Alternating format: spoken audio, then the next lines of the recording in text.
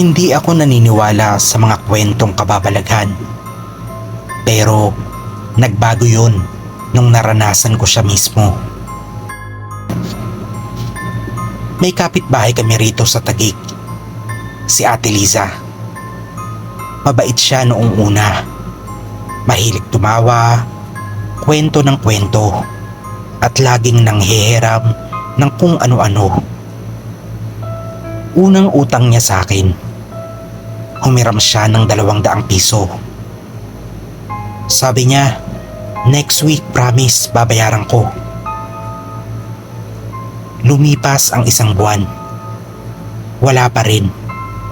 Naging 500, naging 1,000, hanggang sa halos 5,000 na. Pero ni piso, wala akong natanggap pabalik. Pinilit kong magpakumbaba. Naiintindihan ko naman, mahirap ang buhay. Pero ang masama, tuwing sinisingil ko siya, parang siya pa ang galit. Hanggang isang gabi, bandang 2:00 ng madaling araw, may kumatok sa pinto ko. Mahina lang, pero sunod-sunod. Pagbukas ko ng pinto, wala namang tao. Inisip ko baka hangin lang. Kaya bumalik na lang ako sa kama. Pero nung pipikit ko na sana ang mga mata ko, narinig ko siya ulit. Bayaran mo na. Boses na garalgal. Parang malapit lang sa tenga ko kahit wala namang tao sa kwarto ko. Bigla akong naalala si Ate Liza.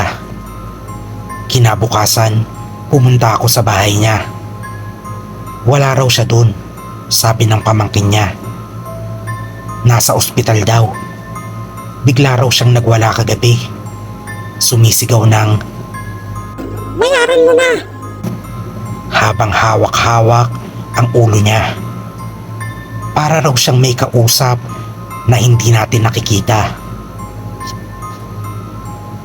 Nang bumisita ako sa ospital, hindi na siya kumikibo. Pero nang makita niya ako, dinuro niya ako. Nanlaki ang mga mata at biglang nagsisigaw. Wala akong pera! Wala na akong pera! Patatahimikin mo na ba ako?